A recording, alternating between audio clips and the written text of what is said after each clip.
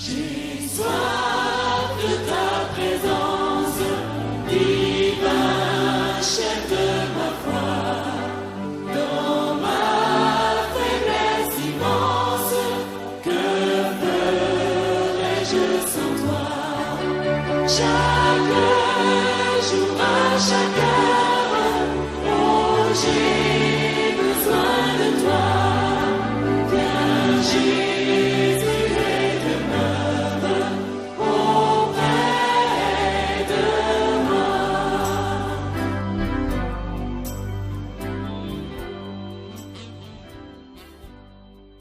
Bana b'Imana, nshuti zacu dukunda, Mes amis que nous aimons beaucoup, mwebwe dusangiye umuhamagaro kandi tukaba dusangiye vous que ibyiringiro. nous partageons la paix de Dieu et nous partageons la résurrection de Jésus-Christ, Reka tunezezwe no kubasuhuza mu izina rya nous sommes encore très contents de vous saluer au nom de Jésus-Christ. turongera gufatanyiriza hamwe gushimira Imana imbabazi Nous zayo. allons encore partager ensemble, remercier Dieu grâce à sa grâce. Turayishimira ubuntu bwayo butagira akagero, Nous remercions sa grâce. turayishimira imigambi myiza ifitiye ubugingo bwacu, Nous remercions Dieu grâce à ce qu'il fait toujours pour nous. ibimenyetso byinshi ikomeje kutwereka yuko yifuza kudukiza. Tous les signes qu'il continue à nous montrer qu'il veut nous sauver. Iyo turebye uburyo twongerera iminsi yo kurama, En voyant comment il nous donne encore l'état de vivre. iyo turebye uburyo idushakira ibyo kudufasha muri ubu buzima, Vu comment il nous donne de quoi à manger, de quoi à boire. iyo dutekereje intambara zose turwanirira ngo umwanzi ataduhitana, Vu combien de fois il nous protège contre ce qui peut nous embêter. twumva dufite inshingano yo gushima izina ry'Imana. Ça nous fait remercier beaucoup Dieu. Rero muri uyu mwanya nanone Imana iduhaye, Encore dans cette occasion que Dieu nous donne, nanone n'ikindi kintu iduhaye kugira ngo tukishimire. c'est une autre chose qu'il nous donne pour que ça puisse nous aider à la remercier. Imana yacu ihabwa icyubahiro. Que son nom soit glorifié. Reka kandi twongere kunezezwa no kubaha ikaze muri uyu mwanya. Bienvenue encore dans cette occasion.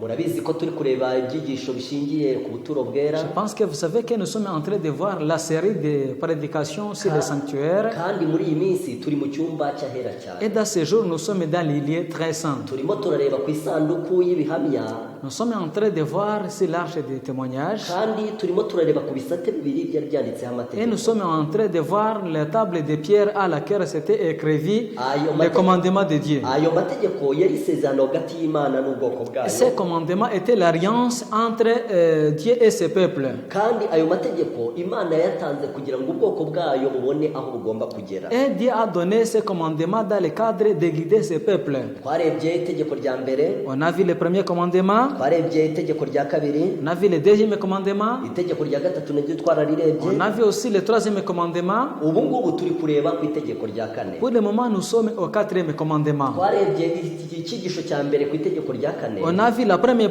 prédication au quatrième commandement, icyigisho kivuga ngo isabato itegeko rya kane. la prédication qui avait le titre le sabbat, le quatrième commandement. kandi nanone twabonye ikindi cyigisho kuri iryo On a vu l'autre tegeko. prédication sur le quatrième commandement, icyigisho cyavugaga ngo isabato n'amategeko Imana la yakuyeho. prédication qui avait pour titre le sabbat et les rois abolis. Tugiye kureba andi magambo makeya Nous allons aussi voir d'autres mots nanone afitanye isano n'iryo tegeko, qui a la relation avec le quatrième commandement, nubwo iryo tegeko tutarivuga ngo turirangize, même si on ne peut pas parler toutes choses à ce commandement, ariko tugiye gusoreza ibintu tuvuga kuri iri tegeko mais nous allons clôturer ici ce commandement ku cyigisho gifite umutwe uvuga ngo isabato n'intambara sur la prédication ayant le titre le sabbat et la crise finale. tugiye kugira ibihamya bimwe dusoma mu ijambo ry'Imana Nous allons faire quelques témoignages dans la parole de Dieu kugira ngo turebe ukuntu isabato ari izashingiraho urugamba pour ruheruka. voir comment le sabbat va être la crise finale.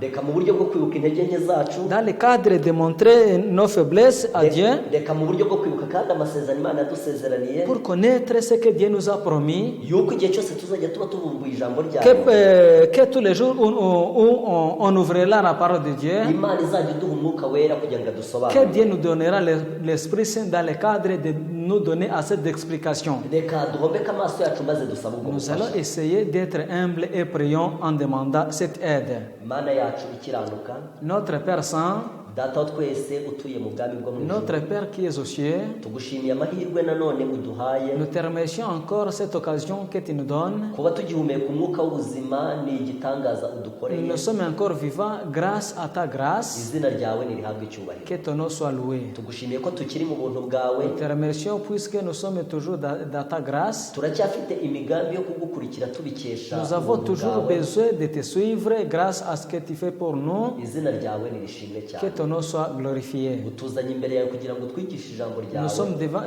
encore devant toi pour écouter ta parole. turagusabye ngo uduhe amatwi yumva, Te demander d'être attentif. turagusabye ngo uduhe umutima wakira ijambo ryawe Te icyubahiro, demandons le cœur veillant kandi ijambo ryawe ritugire umumaro, et que ta parole nous soit utile. ridutere kwitegura ingoma y'Imana, Que ça nous cause encore d'avoir envie d'être dans ton royaume. ubwo tubona ibimenyetso by'uko ugiye kugaruka. Comme nous voyons le signe que tu es proche de ton retour. kubw'ijambo ryawe tuzabashe kugusanga. Grâce à ta parole, que nous serons à mesure de te recevoir. umuntu wese uteze amatwi tumusabiye umugisha, Nous demandons à quiconque qui va suivre cette prédication ta bénédiction, umushoboze gukura mu ijambo ryawe ibyamugirira que tu umumaro, l'aides à capter ce qui est de l'essentiel, kugira ngo ye gupfirwa ubusa ahubwo yungukire imbere yawe. pour qu'il puisse tirer du profit grâce à ta parole. ngaho turebeye iby'ingenzi byatugirira umumaro, Donne-nous ce qui est de l'essentiel. ibyo ubona yuko byazatuma tukubona tukagusanganira. Tout ce que tu vois, c'est que ça peut nous aider à te recevoir. turagusabye ngo biduhere mu izina rya Te Yesu. demandons tout au nom de Jésus-Christ. Amen. Amen.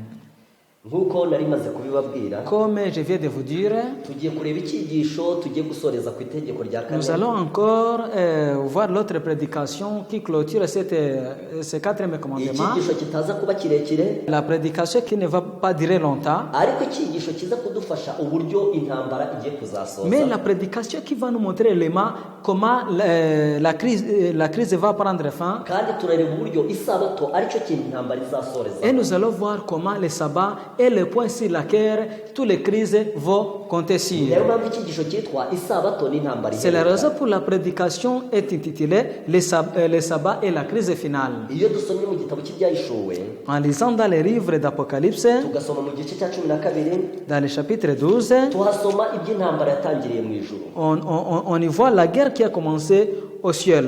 iyo ntambara iri hagati ya Kristo na Satani, Ce combat est entre Christ et Satan, kandi iri hagati y'abayoboke ba Kristo n'abayoboke ba Satani. et il est entre les chrétiens et les pagans. buri muntu wese uba kuri iyi si afite uruhande aba arimo muri iyo ntambara. Tout le monde qui est ici sur terre a la partie là où il est, que ce soit au parti du Christ ou bien au parti du Satan. kandi mu gitabo cyitwa abahanuzi n'abami, Et dans le livre intitulé Prophète et Roi, baravuze ngo intambara iri hagati ya Kristo na Satani on a dit que la crise entre Christ et Satan imeze nk'intambara zose zirwanirwa kuri iyi si. est comme tant d'autres guerres qui se passent ici sur terre. baravuze ngo urugamba ruhora ruhinanye On nous a dit que le combat est toujours à ce combat. ku bantu bashaka kuva mu bwami bwa Satani ngo bajye mu bwami bwa Kristo, Pour ceux qui veulent quitter dans le royaume de Satan vers le royaume de Christ, ariko dukwiriye kuzezerwa kuko iyo ntambara igiye kuzarangira. mais nous devons être contents puisque nous sommes presque à la fin de cette crise. reka dusome ku murongo wa gatatu w'igice cya 12. Nous allons lire au 3e verset du chapitre 12 de l'Apocalypse. mu ijuru haboneka ikindi kimenyetso, Et notre signe apparaît dans le ciel, mbona ikiyoka kinini gitukura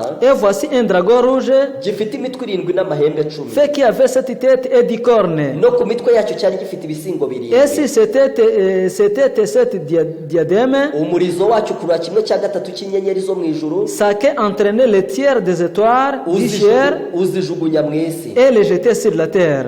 icyo kiyoka gihagarara imbere y'uwo mugore waramukwaga, Le dragon s'étend debout devant la femme qui allait enfanter, kugira ngo namara kubyara kihere ko kirya umwana we kimutsotsore. afin de dévorer son enfant. iyo dusomye ku murongo wa 7, En lisant au verset 7, haravuga ngo mu ijuru haboneka intambara, il y a une guerre dans le ciel. Mikayeli n'abamarayika be batabarira kurwanya cya kiyoka. Michel et ses anges combattirent le dragon. ikiyoka kirwanana n'abamarayika bacyo, Le dragon combattit lui et ses anges, ariko ntibanesha, Mais il ne fit pas le prix fort. kandi mu ijuru ahabo ntihaboneka. Et il ne se trouva plus de place pour eux dans le ciel. Iyi ntambara igiye kuzaheruka mu byerekeranye n'isabato Cette guerre qui prendrait fin en ce qui concerne le sabbat, yatangiriye mu ijuru aho icyoka cyarwananaga n'abamarayika bacyo, ça a commencé au ciel là où le dragon en combat avec ses anges. kandi na Mikayeli yari arimo arwanana n'abamarayika Et be. même Michel et ses anges combattirent les dragons. kandi batubwira ko icyo cyoka cyaje kujugunywa mu isi, Et nous avons entendu que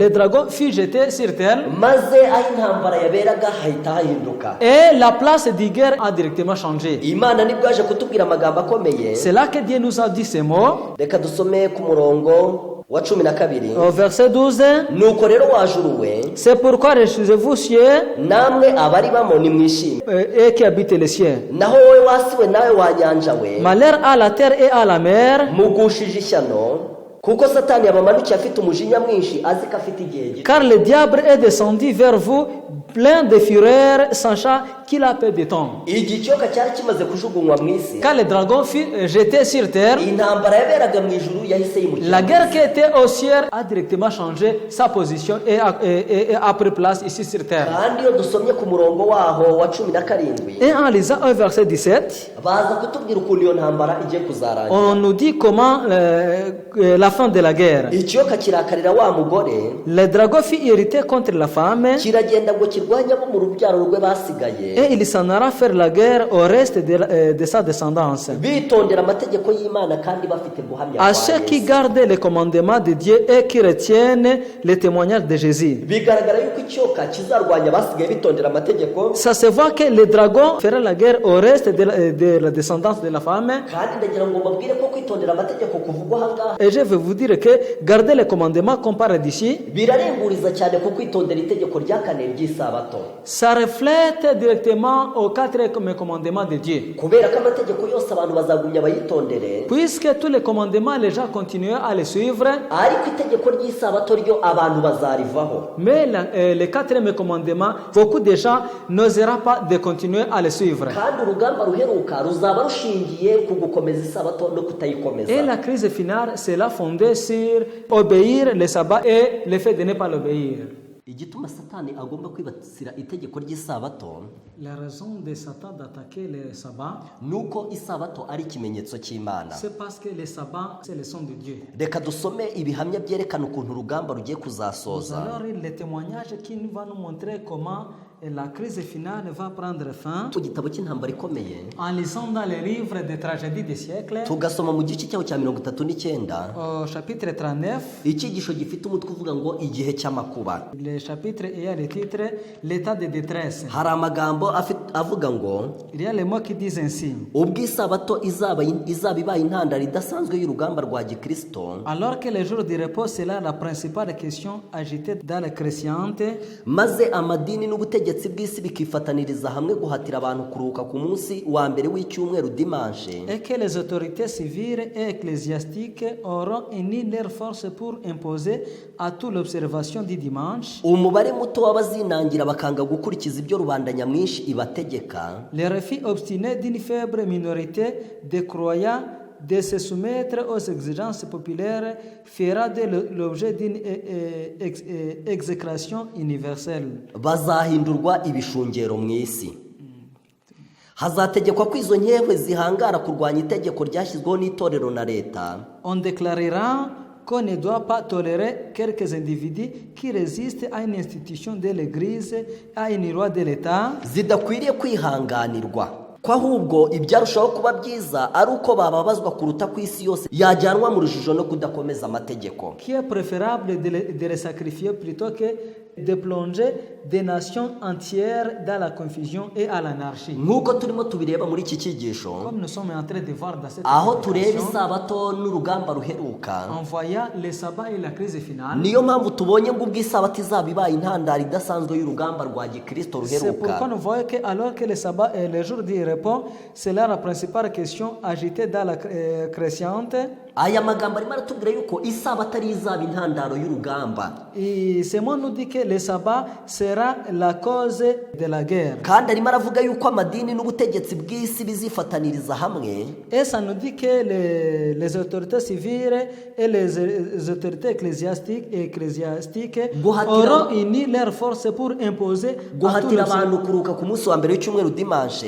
pour imposer à toutes les observations du dimanche. Hano ngo abantu bazanga kugendera muri uwo murongo bazahura n'akarengane gakomeye. Ici, on nous dit que les gens qui ne s'uniront pas à ces forces auront des problèmes. Turimo turareba uru rugamba Nous sommes en train de voir ce combat rwatangiriye mu ijuru qui a commencé au ciel. mu gice cya 12 ku murongo wa 4 mu gitabo cy'ibyahishuwe. Dans le chapitre 12, verset 4 du livre d'Apocalypse. Maze Mikayeli n'abamarayika batabarira kurwanya ikiyoka n'ingabo zacyo. Et Michel et ses anges ont fait tout moyen possible dans le cadre de lutter contre les dragons. Kandi twabonye yuko bigeze ku murongo wa 7 Et arrivé au verset 7, ikiyoka cyaje kujugunywa mu isi, on a vu que le dragon fut rejeté sur terre. maze mu ijuru haravugwa ngo nibishime, naho mu isi bagushije ishyaka. Que au ciel il devait avoir du plaisir, mais malheur à la terre et à la mer. Maze bavuga yuko ikiyoka kigomba kurwanya umugore n'abitondera amategeko basigaye. Et on nous a dit que les dragons devaient irriter contre la femme et ses descendants. Kandi urwo rugamba ruzaba rushingiye ku isabato. Et ce combat sera basé sur le sabbat. Niyo mpamvu batubwiye ngo ubw'isabato izaba ibaye intandaro y'urugamba ruheruka. C'est la raison pour laquelle on nous dit que le jour où le sabbat sera la cause majeure de la crise finale. Kandi aho ngaho itorero na leta bizafatanya guhata abantu gukomeza umunsi wa mbere w'icyumweru Et par dimanche. là, l'Église et l'État s'uniront pour imposer aux gens de suivre le jour du dimanche. Iyo dusomye nanone mu gitabo cy'intambara ikomeye, En lisant aussi dans les livres de tragédie des siècles, tukareba ku yindi page nanone igaragaza uburyo isabato izaba intandaro y'urugamba. aussi à la page qui nous montre comment le sabbat sera la cause majeure de la guerre. Ku cyigisho cya 38 Dans ce chapitre 38, mu cyigisho kivuga umuburo uheruka, au chapitre qui dit l'avertissement final, hari amagambo avuga ngo il y a les mots qui disent ainsi. isabato izaba ikigeragezo gikomeye cyo kumvira, La question du jour d'y répond le point de la vérité kuko ariyo shingiro nyakuri ry'intambara ikomeye. sera la grande partie des touchés de la fidélité. Ijambo ry'Imana rivuga ko isabato izaba ikintu intambara ikomeye izashingiraho. La parole de Dieu nous annonce que le sabbat sera le point sur lequel le combat sera basé. Ubwo ikigeragezo giheruka kizagera ku bantu, Lorsque les hommes seront soumis à cette épreuve finale, nibwo hazaboneka itandukaniro hagati y'abakorera Imana n'abatayikorera. une ligne de démarcation claire et précise sera établie entre ceux qui servent Dieu et ceux qui ne le servent pas. Ubwo kuruhuka ku isabato y'ikinyoma mu rwego rwo gukurikiza itegeko rya leta D'une part, l'observation du faux jour du repos, binyuranije n'itegeko rya 4 ry'isabato, conformément à une loi de l'État opposée au 4e commandement, bikazaba ari indahiro yo kuyoboka ububasha burwanya itegeko ry'Imana. constituera la soumission à une autorité en conflit avec celle de Dieu. Kuruhuka ku isabato y'ukuri mu rwego rwo gukomeza amategeko y'Imana, Et d'autre part, l'observation du vrai jour du repos selon la loi de Dieu ni igihamya cyo kumvira umuremyi. sera une preuve de fidélité au Créateur. Igihe inteko imwe y'abantu yemera ikimenyetso cyo kumvira ubutegetsi bw'isi, Tandis que les uns, en acceptant les signes de leur soumission au pouvoir terrestre, izaba ihabwa ikimenyetso cy'inyamaswa, prendront la marque de la bête. indi nteko nayo yabahisemo impano yo kuyoboka ubutegetsi bwo mu ijuru, Les autres, en choisissant les lignes de la fidélité à l'autorité divine, izaba iri gushyirwaho ikimenyetso cy'Imana. recevront le son de Dieu. Aya magambo nayo Ces mots aussi agaragaza yuko isabato izaba intandaro y'urugamba nous ruheruka. montrent que aussi le sabbat sera la cause de la crise Rwa finale. rundi rwatangiriye mu ijuru, Et la dite qui a commencé au ciel, rwa rundi rwaje mu isi ikagusha ishyano, la dite qui est arrivée au ciel, la terre et il est tombé dans la détresse. rwa rundi bavuze yuko abubahiriza amategeko y'Imana bazarwanywa, La dite qui nous a dit que ceux qui obéiront au commandement de Dieu sera considéré comme les hommes sans raisonnement. aho rero niho bigaragara yuko urugamba ruzashingira. Et la crise finale aura les riens. Aha ngaha twumvise ibyo gushyirwaho ikimenyetso cy'inyamaswa n'ikimenyetso Ici, cy'Imana. on vient de nous montrer la marque de la bête et le sceau de Dieu. Niyo niyo mpamvu iyo dusomye mu gitabo cy'ibyahishuwe mu gice cya 13, C'est la raison pour laquelle en lisant dans le livre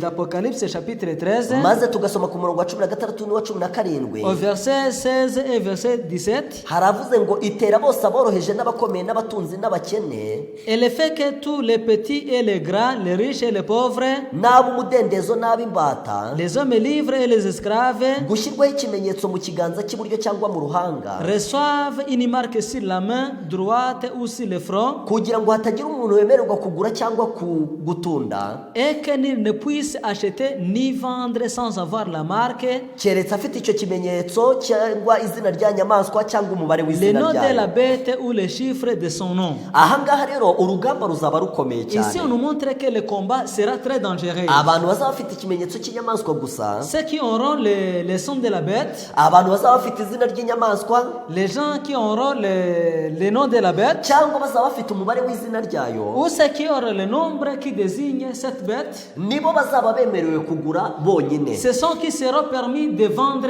seulement. Ubwoko bw'Imana bukomeza itegeko ry'isabato Les enfants de Dieu qui suivent convenablement le 4e commandement du sabbat, buzabanza bukurirweho uburenganzira bwo kugura no kugurisha. pour eux, ils n'auront pas ces chances de vendre et d'acheter. Hari igihe kirekire kizashira butemerewe kugura no Il kugurisha, y aura assez de temps qu'ils n'auront pas la capacité de vendre et d'acheter, ariko buzaba bwemerewe gukoresha ibintu bwahinze mu mirima yabo, mais ils auront seulement l'autorisation d'utiliser ce qu'ils ont planté dans leur champ. maze umwanzi wabwo azageraho abone yuko wagira ngo nta kintu yabatwaye, Et Satan continue à voir que réellement il n'a rien fait à eux. maze azongera afata indi myanzuro y'ibindi agiye kubakorera. Il reprendra aussi les autres mesures à eux, envers eux. Noneho bwo azabakura mu mitungo yabo, C'est par là qu'il les ferait de quitter dans leur champ. ndetse azagera ubwo abakura no mu mazu yabo. Même il leur fera quitter dans leur maison. C'est quand apparaîtra le mot écrit dans le livre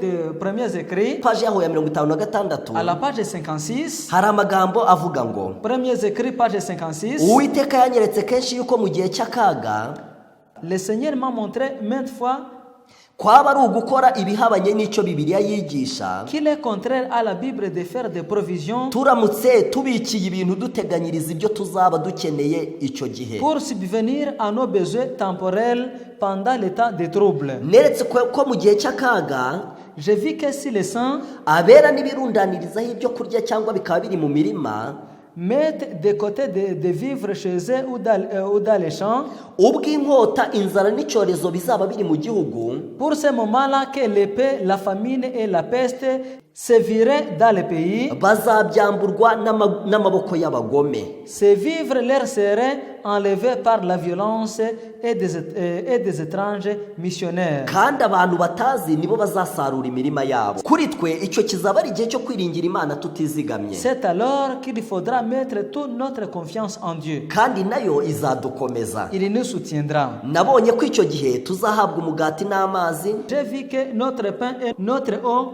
nous seraient assurés, kandi ko ntacyo tuzabura cyangwa ngo twicwe n'inzara, que nous ne manquerions de rien et ne souffririons pas de la faim. kuko Imana ifite ubushobozi bwo kudutegurira ameza mu butayu. Que Dieu peut dresser pour nous une table dans le désert. Nibiba ngombwa izohereza ibikona kutugaburira nk'uko yabikoze ikagaburira Eliya, Si c'est nécessaire, il enverrait des corbeaux pour nous nourrir comme autrefois pour Élie. cyangwa igushe mana ivuye mu ijuru nk'uko yabikoreye Ou Abisirayeli. il ferait pleuvoir de la manne du ciel comme pour les Israélites au désert. Turimo turareba ukuntu urugamba ruzakomeza kugenda rwigira imbere. Nous sommes en train de voir comment le combat continuera à avancer. Ubwoko bw'Imana buzabanza bubuzwa uburenganzira bwo kugura no kugurisha, Premièrement, les enfants de Dieu seront privés d'acheter et de vendre. kandi ibyo ngibyo bizaterwa n'uko bwubahiriza itegeko Et ry'isabato. tout cela sera la cause d'obéir au 4e Mu buryo commandement. bwo kurwanya isabato, Dans le cadre de lutter contre le sabbat, abantu bazaba basigaye bayubahiriza bazakurirwaho uburenganzira bwo kugura no no Les kugurisha. gens qui continueront à obéir à ces commandements seront privés d'acheter et de vendre. Ariko kuko Imana itakwemera ko ubwoko bwayo bukurirwaho uburenganzira icyarimwe, Mais Dieu ne peut accepter que ses enfants soient privés de tout à la fois. igihe bazaba bakuriweho kugura no kugurisha, Les jours où ils seront privés d'acheter et de vendre, nk'uko byanditse mu gitabo cy'Ibyahishuriwe mu gice cya 13 umurongo wa 16 n'uwa comme il 17. est écrit dans le livre d'Apocalypse chapitre 13 verset 16 à verset 17. Ubwoko bw'Imana buzasigarana uburenganzira bwo gukura ibintu mu murima. Les enfants de Dieu auront seulement l'obligation de manger leurs biens qu'ils ont cultivés dans leurs champs. Ariko kandi buzasigarana uburenganzira bwo kuba mu mazu yabwo Aussi, bwubatse. ils resteront dans leur maison qu'ils ont construit. Ariko ikindi gihe nanone kizagera, Mais le temps arrivera, maze bongere bakurirweho ubundi burenganzira, ils seront aussi privés des autres obligations. nk'uko byanditse mu gitabo cy'inyandiko z'ibanze, Comme il est écrit dans les livres des premiers écrits, aho bavuze ko bazakurwa mu masambu yabo, là on nous a dit qu'ils seront enlevés dans leurs champs. aho bavuze ko bazakurwa mu mazu yabo, Là on nous a dit qu'ils seront enlevés dans leur maison. kandi aho ngaho bwo Et par là, bazaba bategereje ko Imana ibazanira mani ivuye mu ijuru,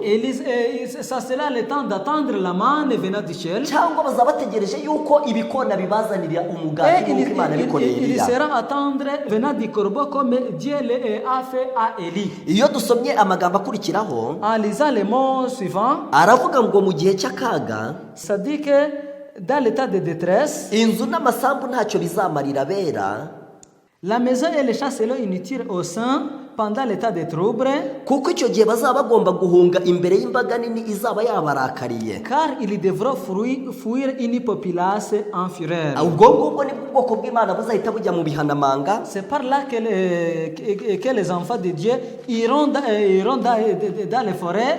kandi nk'uko tumaze kubireba muri iki gitabo cy'intambara ikomeye, Et comme nous venons de voir dans ce livre de tragédie des siècles, muri iki cyigisho cya 38, dans ce chapitre 38, ibi bintu bizaba bishingiye ku gukomeza itegeko ry'isabato. toutes les choses seront basées sur le quatrième Reka commandement. mwumve ukuntu ijambo ry'Imana ryatubwiye. Laissez-nous entendre comment la parole de Dieu nous a dit. Isabato izaba ikigeragezo gikomeye cyo kumvira, La question du jour du répond, kuko ariyo shingiro nyakuri ry'intambara ikomeye. le point de la vérité particulière contestée, Ubwo ikigeragezo giheruka kizagera ku bantu, c'est là la grande pierre de toucher de la fidélité. nibwo hazaboneka itandukaniro hagati y'abakorera Imana n'abatayikorera. Lorsque les hommes seront soumis à cette épreuve finale, une ligne de démarcation claire et précise sera établie entre ceux qui servent Dieu et ceux qui ne le servent pas. Ubwo kuruhuka ku isabato y'ikinyoma mu rwego rwo gukurikiza itegeko rya leta kunyuranyije n'itegeko rya kane, D'une part, l'observation du faux jour de répond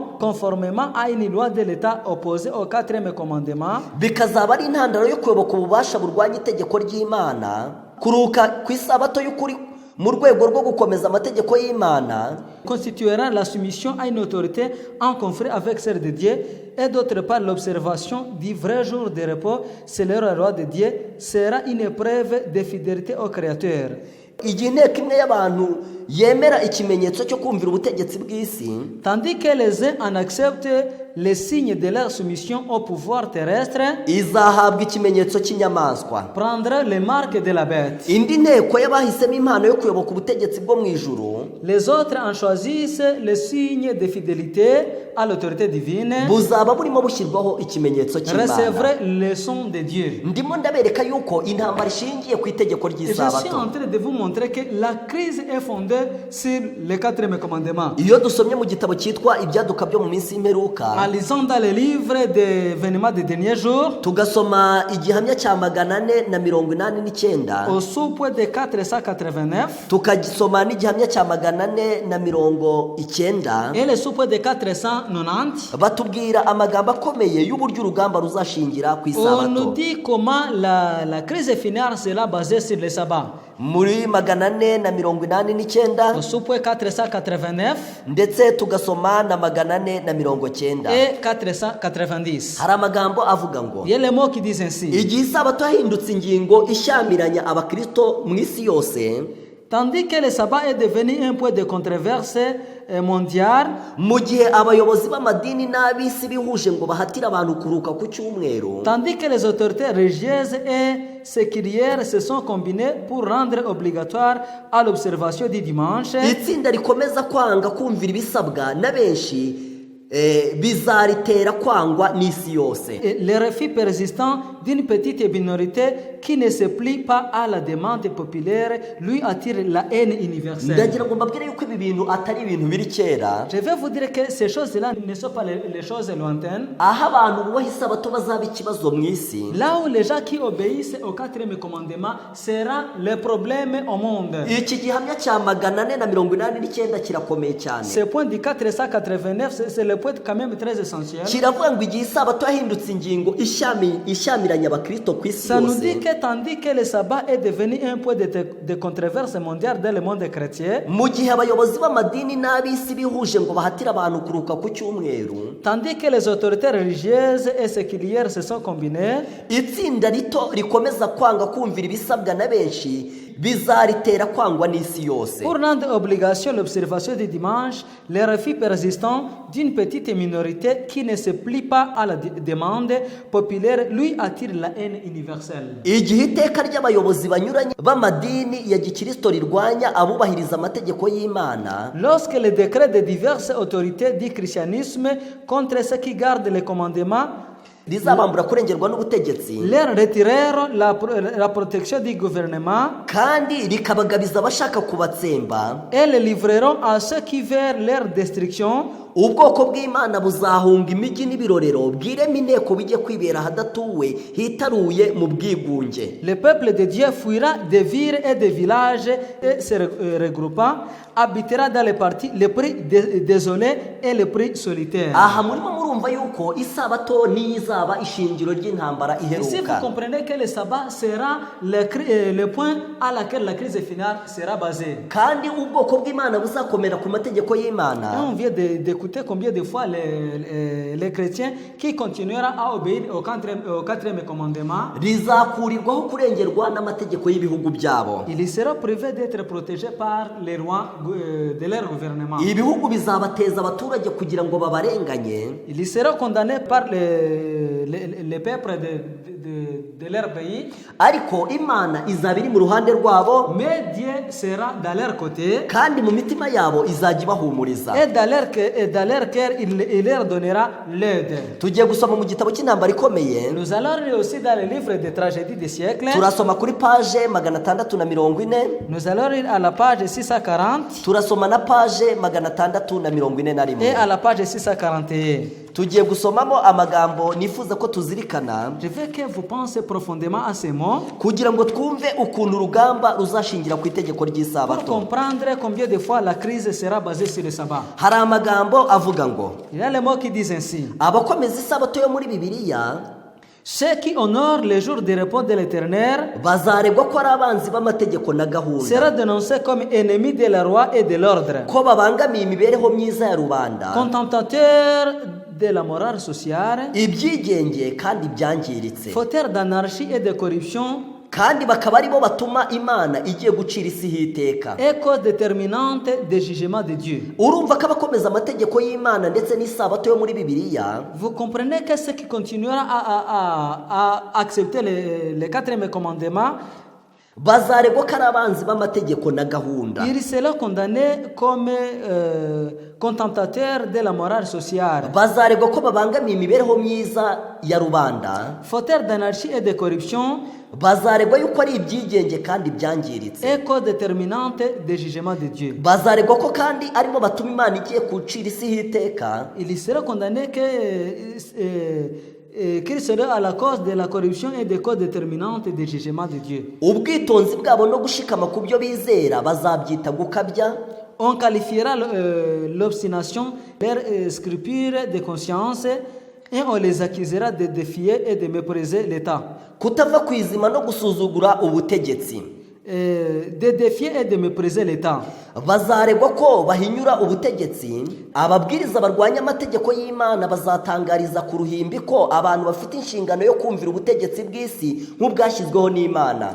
Des prédicateurs proclamant l'abolition de la loi divine annonceront du haut de la chair le devoir d'obéir aux autorités civiles parce que établi de Dieu. Mu nteko ishinga amategeko no mu nkiko z'ubucamanza, Tant dans les assemblées législatives Aba- dans les tribunaux, abakomeza amategeko y'imana bazavugwa nabi, on prêtera aux observateurs des commandements des sentiments qu'ils n'en ont pas, bacirweho iteka, et pour les condamner, amagambo yabo azagorekwa, on dénaturera leurs paroles. bazakekerwa imigambi batigeze bagira. On dénaturera leurs paroles. Aha dusomyemo amagambo akomeye Si nous venons de lire Raymond, avuga yuko abantu bazajya bajya ku ruhimbi, qui disait que les gens iront au Cherl maze bagatangaza yuko abantu bafite inshingano yo kumvira ubutegetsi nk'ubwashyizweho dans le n'Imana. cadre de dire aux gens qu'ils ont le droit d'obéir les autorités comme ils ont été nommés par Dieu. Abantu bazatangira kugira amasomo amwe yo muri Bibiliya basoma, Les gens commenceront à lire quelques leçons provenant de la Bible, nka ya yandi yanditswe na Pawulo avuga yuko ubutegetsi bwose buva ku Mana, comme les celles écrites par Paul disant que toute autorité provient de Dieu, barimo bahamagarira ubwoko bw'Imana ko bugomba kubahiriza ubutegetsi mu byo buvuze bwose. en disant à tous les peuples d'obéir à tout ce que les autorités leur disent.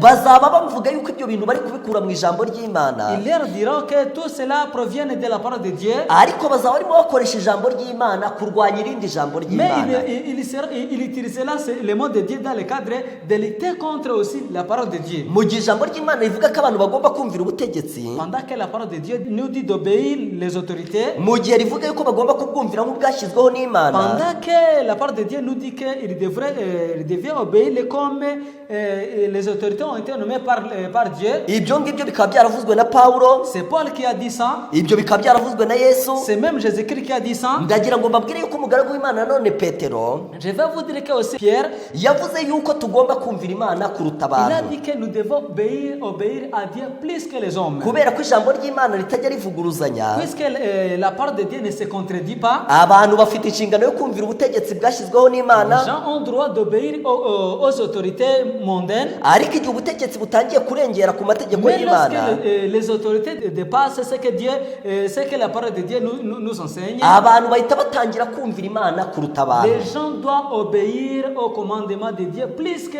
obéir aux autorités. Turimo turareba uburyo isabato izaba intandaro Nous sommes en train de voir comment le y'intambara. sabbat sera la cause de la crise finale. Iyo dusomye mu gitabo cy'intambara ikomeye, En lisant aussi dans le livre des tragédies des siècles, ni ku cyigisho cya 36, c'est au chapitre 36, icyigisho kivuga ngo intambara itutumba. l'immense de la lutte. Tugiye gusomamo amagambo avuga ngo, Nous allons les mots qui disent ainsi. hazavugwa ko abantu bagomeye Imana bica isabato yo ku munsi wa mbere w'icyumweru dimanche.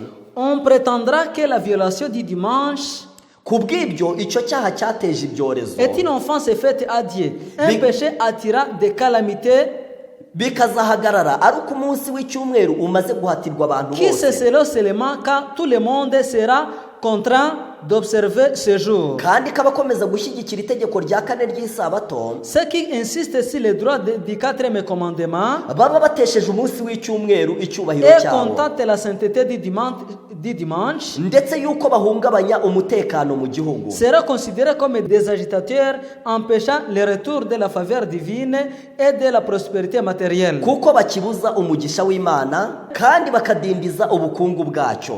Iyo dusomye amagambo yanditse kuri iyi paje, En lisant les mots qui sont à la page 639 du tragédie atubwire des siècles, ibirego bizagerekwa ku bantu bubahiriza on nous isabato. parle des jugements qui seront condamnés ceux qui obéissent au quatrième commandement. Bazavuga yuko aribo bateje ibyorezo ku isi, On dira que ces gens ont causé des calamités bazavugwa yuko ibyo byorezo bizahagarara gusa et que ça cessera seulement igihe bazaba bamaze guhatirwa gukomeza icyumweru. quand tout le monde sera constraint d'observer le dimanche. Ayo magambo aravuga ngo, Ces mots disent ainsi. hazavugwa ko abantu bagomeye Imana bica isabato yo ku munsi wa mbere w'icyumweru dimanche. On prétendra que la violation du dimanche est une offense faite à Dieu. Ku bw'ibyo icyo cyaha cyateje ibyorezo Une péché attira des calamités bikazahagarara ari uko umunsi w'icyumweru umaze guhatirwa abantu bose, qui cesseront seulement quand tout le monde sera contraint d'observer ce jour. kandi kabakomeza gushyigikira itegeko rya kane, Ceux qui insistent sur le droit du quatrième commandement baba batesheje umunsi w'icyumweru icyubahiro et cyawo, contestent la sainteté du dimanche. ndetse ko bahungabanya umutekano mu gihugu. seraient condamnés comme agitateur empêchant le retour de la faveur divine kuko bakibuza umugisha w'Imana et de la prospérité matérielle. kandi bakadindiza ubukungu bwacyo. Ndagira mbabwire yuko icyo kirego kirakomeye cyane. Je vais vous dire que cette accusation est très grave. Abantu b'Imana bazavuga ko badindiza ubukungu bw'igihugu. Les hommes de Dieu, c'est leur considéré comme ceux qui ne veulent pas que le pays continue à avoir sa richesse. Bazavuga yuko gukomera ku isi atari byo bitera ibyorezo mu isi. Il leur dirait que le fait de continuer à garder le 4e commandement causera des calamités. kandi bazahamagarira abantu kubarimbura. Et on demanda à tout le monde de lutter contre ces gens-là. Mu gihe bazaba bamaze kubabuza uburenganzira bwo kugura no kugurisha, Pendant qu'ils seront privés d'acheter et de vendre, nyuma y'igihe gito bakabakura mu mitungo yabo no mu mazu yabo, après quelque temps, il les fera quitter dans leur champ et dans leur maison. ariko intambara ikagomeza ikajya imbere ishingiye ku isabato. Mais le combat continua à s'évoluer jour à jour. Noneho hazagera ubwo bashyiraho umunsi umwe wo kuzabikira icyarimwe. Il aura le temps qu'il planifiera le même jour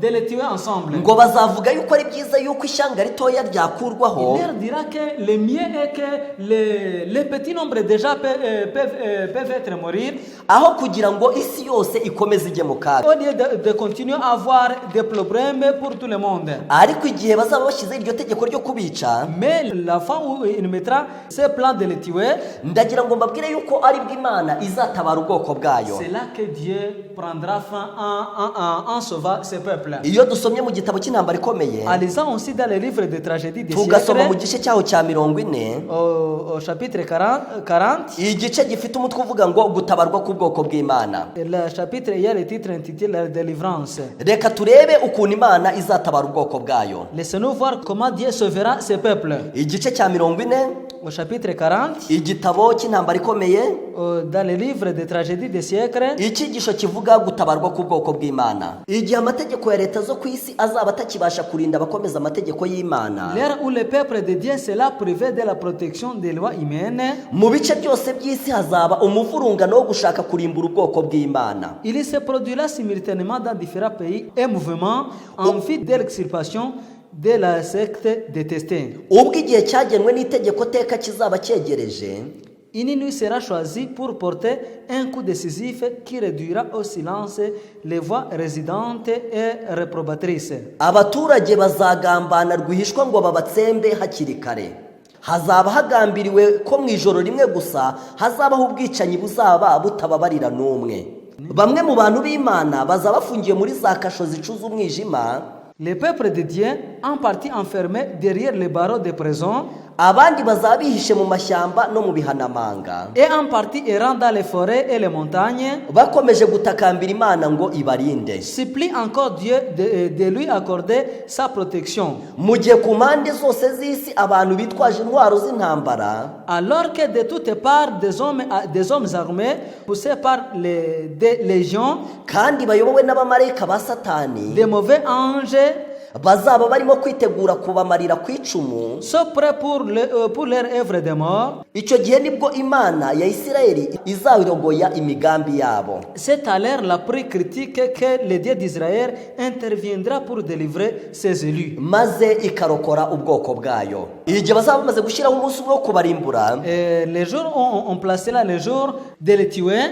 uwo munsi utaragera nibwo Yesu azatunguka ku bicu. Avant ce jour, Jésus reviendra. Ibyo ngibyo tubisoma mu gitabo cy'Ibyahishuwe mu gice cya 16. On lit en lisant dans le livre d'Apocalypse chapitre 16. Tugiye gusoma ku murongo waho wa 17. Nous allons lire au verset 17. Marayika wa karindwi asuka urwabya rwe mu kirere, Le 7e verset, ça coupe dans l'air. ijwi rirenga rivugira muri rwa rusengero kuri ya ntebe riti birarangiye. Il est sorti du sanctuaire une voix forte qui venait des trônes et disait, Habaho imirabyo, ça n'est fait. habaho imirabyo n'amajwi no guhinda kw'inkuba, Il y eut des éclairs, des voix de tonnerre habaho n'igishyitsi cyinshi. et un grand tremblement de terre. Igishyitsi gikomeye gityo ntikigeze kubaho uhereye aho abantu babereyeho mu isi. Dès qu'il n'y a pas eu de si grand depuis que les hommes sont sur la terre, Wa mudugudu ukomeye ugabanywamo gatatu, imidugudu y'abanyamahanga iragwa. la grande ville fut divisée en 3 parties.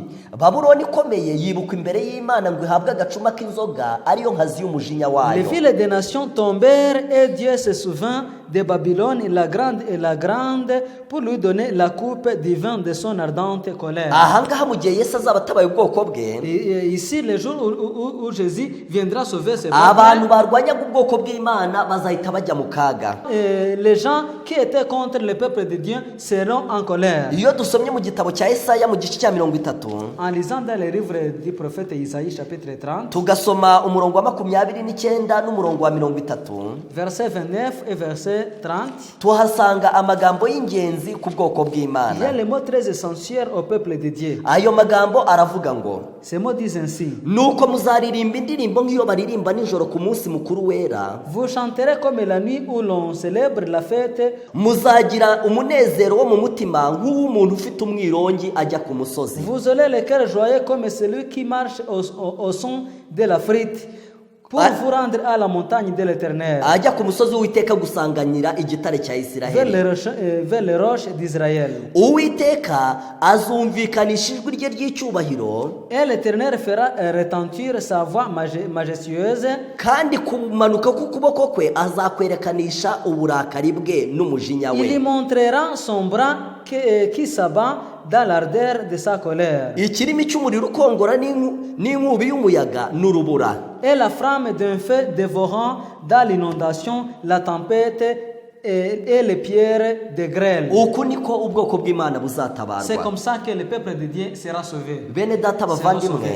Mes frères et sœurs, nubwo tubona urugamba ruheruka rugiye kuzashingira ku isabato, même si nous voyons que la crise finale c'est là fondée sur le sabbat, ibihamya byinshi turabirebye uburyo isabato izaba ishingiro y'urugamba nous ruheruka. venons de voir beaucoup de témoignages qui montrent que le sabbat c'est là la base de la crise finale. Ibyo dushobora kurebesha amaso ahadukikije cyangwa dushobora kumvisha amatwi yacu, Toutes les choses visibles que nous pouvons voir et nous pouvons entendre par nos oreilles, bishobora kuduha ikimenyetso gitoya y'uko urugamba rugiye kuzaremera ku itegeko ça ry'isabato. peut nous montrer que la crise finale sera basée sur le sabbat. Bishobora kutwereka yuko abantu bubahiriza isabato isi yose igiye kuzabakuraho amaboko. Ça peut nous montrer que tous les gens qui obéissent au quatrième commandement, tout le monde les excluant. Ariko igihe bose bazaba bakuyeho amaboko, Imana izaba iri mu ruhande Mais rwabo. le jour où tout le monde ne comptera compte pas sur eux, c'est là que Dieu les recevra. Niyo mpamvu tudakwiriye kugira ubwoba Raison pour laquelle nous ne devons pas avoir peur. igihe ibintu byose bizaba bigaragara yuko uburenganzira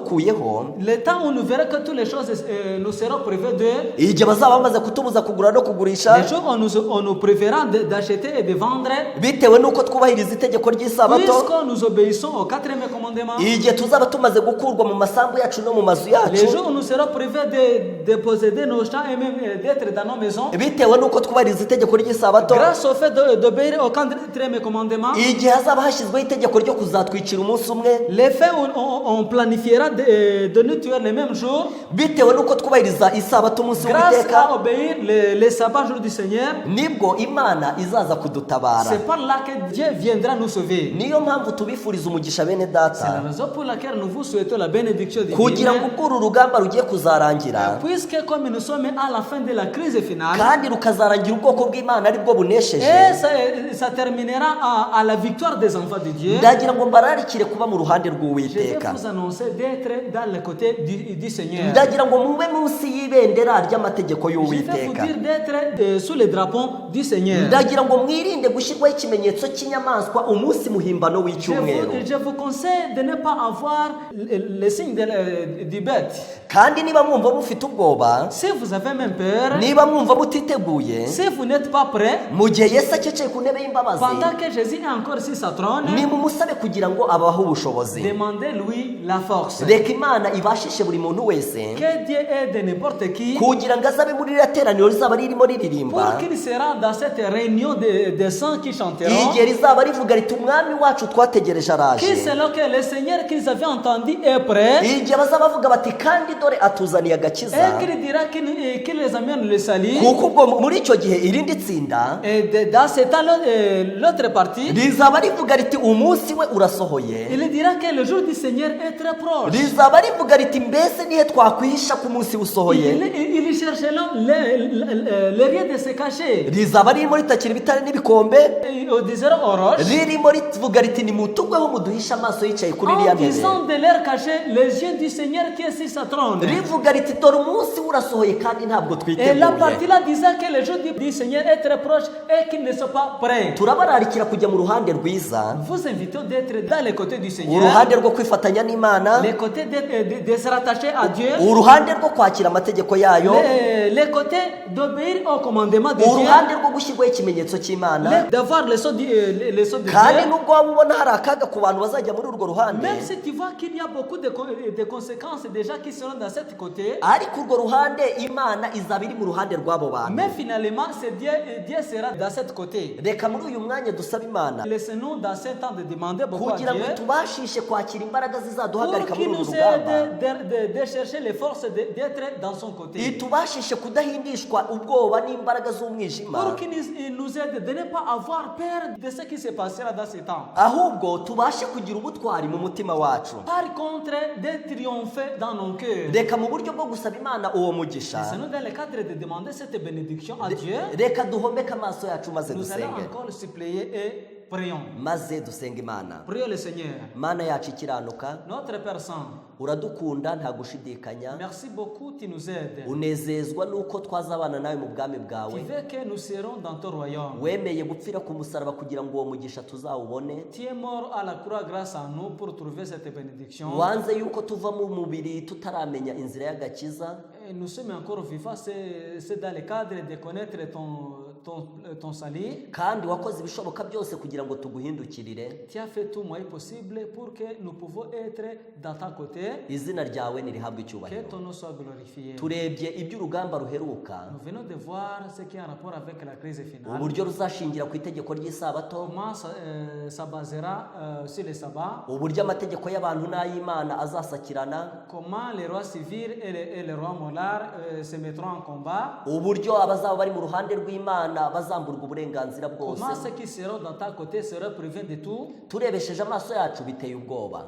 Vie avec nos chiens sont quand même terribles. turagusabye ngo uduhe imbaraga y'umwuka wera Nous te demandons les forces d'avoir l'Esprit Saint. kugira ngo tumenye yuko nta kintu cyadutera ubwoba turi kumwe Pour nawe connaître qu'aucune chose ne peut nous causer de la peur étant dans ta côté. kandi tubashe guhagarara mu ruhande ruhesha imana Et icyubahiro pour être dans ta côté pour te glorifier. turagusabye ngo mu mitima yacu udutere inkunga Te demandons l'aide dans nos cœurs. kandi udushoboze kumenya yuko turi abana bawe Et aide-nous à connaître que réellement nous sommes tes enfants. ibyo ubona ko byatugirira umumaro C'est que tu vois que ça peut être utile pour nous. ibyo ubona ko byazatuma tukubona C'est tukagusanganira que tu vois que ça peut nous aider à te recevoir à ton second retour. turagusabye ngo ubiduhe ku bw'ubuntu bwawe mu Te izina rya demandons yesu que tu nous donnes tout ça dans ta grâce au nom de Jésus-Christ. amen Amen.